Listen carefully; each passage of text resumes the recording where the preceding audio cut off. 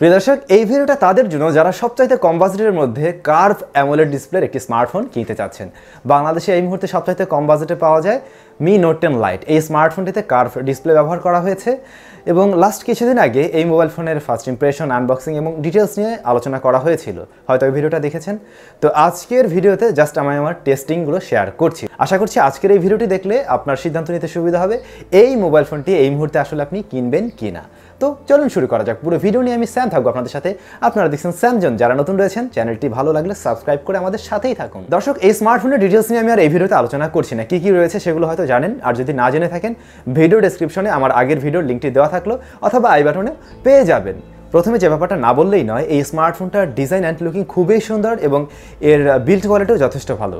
এর বডি ফ্রেমটি অ্যালুমিনিয়ামে তৈরি এবং এর বোথ সাইডকে প্রোটেকশন করছে কর্নিং গরিলা গ্লাস 5। আর ডিসপ্লেটা কার্ভ এবং ব্যাক প্যানেলটাও 2D কার্ভ রয়েছে, যেটা দেখতে অবশ্যই ভালো লাগবে। সরাসরি মি নোট 10 যেটা, ওটার মতোই ডিজাইনের দিক থেকে রাখা হয়েছে।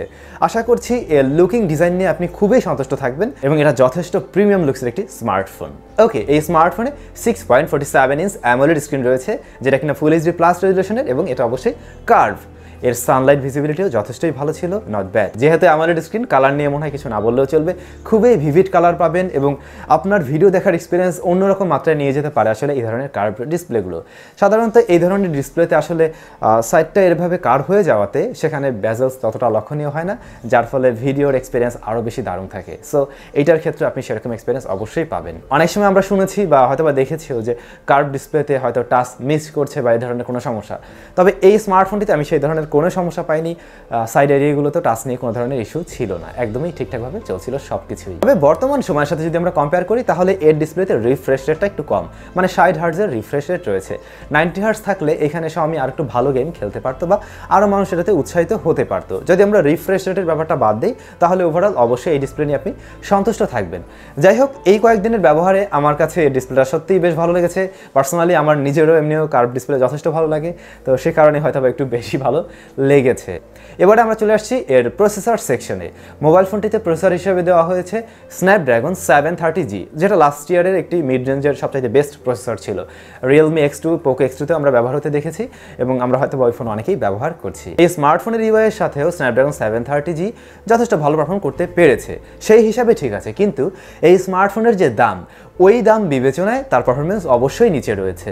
মানে ওই দাম দিয়ে আমরা আরও ভালো প্রসেসর অবশ্যই পেয়ে যাবো বা তার থেকে কম বাজেটেও পেয়ে যাবো। যেমন রেডমি K20 Pro রয়েছে, ওই স্মার্টফোনটা কিন্তু 30,000 টাকার মধ্যে পাওয়া যায় এবং সেখানে আমরা পাচ্ছি লাস্ট ইয়ারের ফ্ল্যাগশিপ প্রসেসর 855, আর এটাতে স্ন্যাপড্রাগন 730G, যেটা দামের ক্ষেত্রে একেবারেই মানানসই নয়।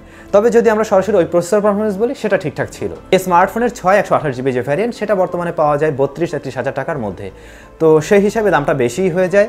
এখন এই স্মার্টফোনের প্রসেসরের দিক বিবেচনা করে এটাকে তাদেরকেই সাজেস্ট করা যায় যারা মোটামুটি রেগুলার ইউজার, টুকটাক গেমিং করেন, তাদের জন্য এটা ঠিকঠাক আছে। গেমিংয়ের ক্ষেত্রে আমি বলবো স্ন্যাপড্রাগন 730G এর থেকে আমরা যেমনটা পারফরমেন্স আগে পেয়েছি, এই ফোনের সাথেও ঠিক সেভাবেই পারফরমেন্স করতে পারছিল। পাবজির মতো ভারী গেমগুলো আপনি এখানে খুব সহজেই রান করতে পারবেন এবং জানেন হয়তো স্ন্যাপড্রাগন 730G স্পেশালি গেমিংয়ের জন্য একটি তৈরি করা প্রসেসর, যেটা গেমিংয়ে ভালো পারফর্ম করে। সো এর থেকে আপনি মোটামুটি ভালো গেমিং পারফরমেন্স অবশ্যই পাবেন। তবে ওই বাজেট বিবেচনায় সেটা একটু পিছিয়ে থাকবে অবশ্যই। যেহেতু লাস্ট বেশ কিছুদিন এই স্মার্টফোন আমার হাতে ছিল এবং টুকটাক রেগুলার কিছু না কিছু ব্যবহার করা হয়েছে, তো সেই ক্ষেত্রে র্যাম ম্যানেজমেন্ট আমি বেশ ভালো লক্ষ্য করলাম, খুব স্মুথলি চলছিল। অনেক বড় বড় অ্যাপ্লিকেশন একসাথে রান করা হয়েছিল। মাল্টিটাস্কিং বা সিঙ্গল টাস্কিংয়ের বিষয়গুলোতে খুব ভালোভাবে হ্যান্ডেল করতে পারছিল এই স্মার্টফোন এবং তার ইউআই। মিইউআই সম্বন্ধে মনে হয় নতুন করে কিছু বলারই নেই, এ ব্যাপারে একেবারে সবাই জানেন।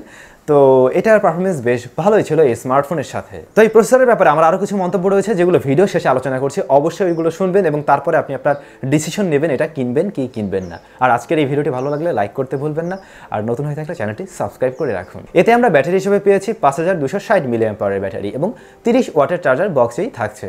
তো এখানে বিশাল বড় ব্যাটারি রয়েছে, যার পারফরমেন্সও বেশ ভালো ছিল। একদিনের বেশি সময় আমি ব্যবহার করতে পারছিলাম খুব ভালোভাবেই। আর এর যে চার্জারটি রয়েছে তার মাধ্যমে আপনি খুবই দ্রুত সময়ের মধ্যে চার্জ করে ফেলতে পারবেন।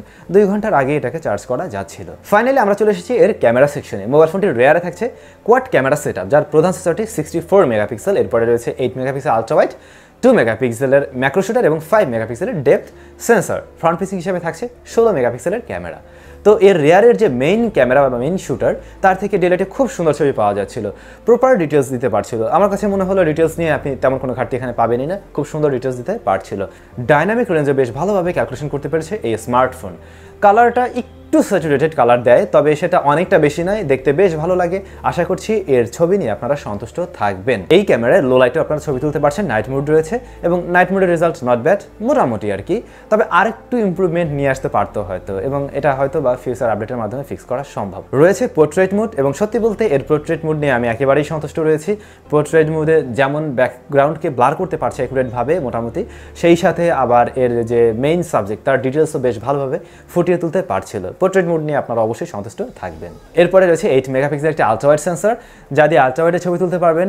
ডে লাইটে খুব ভালো ছবি পাওয়া যায়, লো লাইটের সাথে সাথে কিছুটা নয়েজ বা ছবির ডিটেলস কিছুটা কমে আসে, তবে ডে লাইটে অবশ্যই এর থেকে ভালো ছবি আপনি পেয়ে যাবেন। এরপরে রয়েছে 2 মেগাপিক্সেলের ম্যাক্রো শুটার, যার রেজাল্ট খারাপ নয়, মোটামুটি চালিয়ে নেওয়ার মতো অবশ্যই, বা অ্যাভারেজ বলা যেতে পারে। এতে আমরা 1080p এবং 4K তেও ভিডিও রেকর্ড করার সুবিধা পাচ্ছি। রয়েছে EIS, ভিডিও কোয়ালিটি ডিসেন্ট বলা যেতে পারে। মোবাইল ফোনটার ফ্রন্ট ফেসিং হিসেবে রয়েছে 16 মেগাপিক্সেলের ক্যামেরা, যেটাও ডে লাইটে বা প্রপার লাইট পেলে বেশ ভালো ছবি দিতে পারছিল।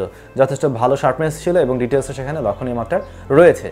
তবে লো লাইটে আরেকটু পারফরমেন্স বেটার হতে পারতো এখানেও, তারপরে অবশ্যই চালিয়ে নিতে পারবেন। এছাড়া রয়েছে বিউটি মোড, পোর্ট্রেট মোডও রয়েছে সেখানে, সেগুলো ব্যবহার করে আপনি ছবি তুলতে পারছেন। এই স্মার্টফোনটিতে ইন ডিসপ্লে ফিঙ্গারপ্রিন্ট স্ক্যানার দেওয়া হয়েছে, যার রেজাল্ট ঠিকঠাক ছিল, তবে অ্যানিমেশনের কারণে এটা দেখতে কিছুটা ডিলে মনে হয়, তবে এটা ঠিকঠাকই রয়েছে এবং অবশ্যই অ্যাকুরেট। মোবাইল ফোনটিতে কিন্তু মেমোরি কার্ড ব্যবহার করার অপশন নেই, এখানে আমরা 2টা সিম কার্ডই ব্যবহার করতে পারছি শুধুমাত্র। সো আপনার কত জিবি ভ্যারিয়েন্ট দরকার হয় সেটা বুঝে অবশ্যই নিয়ে নিতে পারেন। স্মার্টফোনটি দিয়ে বেশ কয়েকবার কথা বলা হয়েছে এবং এর সাউন্ড কোয়ালিটি যথেষ্ট ভালো ছিল, অর্থাৎ এয়ারপিসের সাউন্ড যথেষ্ট ভালো ছিল। সেই সাথে এতে নেটওয়ার্কের কোনো ইস্যু লক্ষণীয় হয়নি। আর এর যে মেইন স্পিকার বা লাউড স্পিকার, তার সাউন্ড যথেষ্ট ক্লিয়ার এবং ক্রিস্টাল, তবে লাউডনেসে মনে হয় আরেকটু বেশি থাকলে অনেকের জন্য এটা ভালো হতে পারতো। তো এই স্মার্টফোন নিয়ে আমি ডিটেলসে আলোচনা করছি না, এখন কনক্লুশনে যে ব্যাপারটা বলা উচিত, এই ডিসপ্লেতে আমরা একটা ভালো কার্ভ ডিসপ্লে পাচ্ছি, যেটা দেখতে অন্যরকম লাগবে অবশ্যই, এবং এটার এক্সপিরিয়েন্স একটু অন্য লেভেলের থাকবে, এটাই স্বাভাবিক। তবে সেখানে কিন্তু হায়ার রিফ্রেশ রেট নেই, বর্তমান যুগে সেটা সবাই দিচ্ছে। তো এইটা যদি আপনি মেনে নিয়ে নিতে পারেন তাহলে অবশ্যই এই ডিসপ্লে নিয়ে আপনি সন্তুষ্ট থাকবেন। এরপর আসা যাক প্রসেসর সেকশনে। প্রসেসরের বিষয়টা হচ্ছে, এই যে বাজেট 33,000 বা 32,000 বা প্লাস যাই হোক, এই বাজেটে এই প্রসেসর একেবারেই মানানসই নয়, মানে কোনোভাবেই এটা এই টাকা দিয়ে কেনার মতো যুক্তি আসে না। সবসময় মনে রাখবেন, একটা স্মার্টফোনের প্রসেসর সেকশনটা অনেক বড় একটা বিষয়, কারণ ওইটাই হচ্ছে তার প্রাণ বলা যেতে পারে, ওইটাই তাকে চালনা করবে। তো এই স্মার্টফোনে যেটা দেওয়া হয়েছে সেটা অবশ্যই খারাপ নয়, তবে বাজেট বিবেচনায় সেটা মোটেই ঠিক নয়, আমি বারবার এটাই বোঝাতে চাচ্ছি। সো এখন এটা আপনার উপরে ডিপেন্ড করে আপনি কোন ধরনের ইউজার। যদি আপনি রেগুলার ইউজার হয়ে থাকেন, আপনি খুব বেশি গেমিং করছেন না, খুব বেশি মাল্টিটাস্কিং করছেন না, বা আপনি একেবারে ওই লেভেলের ইউজার না, প্রো লেভেলের ইউজার না, কিন্তু আপনার এই সমস্ত ডিজাইন, লুকিং, ডিসপ্লে এগুলোর প্রতি বিশেষ প্রাধান্যতা রয়েছে বা ক্যামেরা সেকশন, তাহলে অবশ্যই এটা আপনি নিয়ে নিতে পারেন। সেই ক্ষেত্রে এই প্রসেসর আপনাকে খুব সুন্দরভাবে চালিয়ে নিতে পারবে।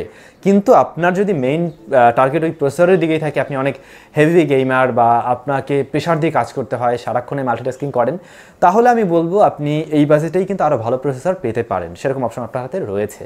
এরপরে ক্যামেরা সেকশন, যেটা এই বাজেটে অবশ্যই অ্যাভারেজ রয়েছে, এটাকে খারাপ বলা যাবে না।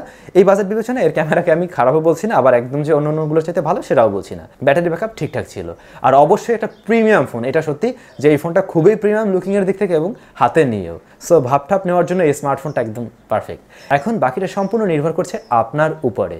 তো আশা করছি আজকের বিষয়বস্তু আপনি ক্লিয়ার, এখন সম্পূর্ণ ডিসিশন আপনিই নেন, এবং ভালো লাগলে অবশ্যই নিয়ে নিতে পারেন। সবাই অনেক বেশি ভালো থাকুন, সুস্থ থাকুন, দেখা হচ্ছে নেক্সট ভিডিওতে।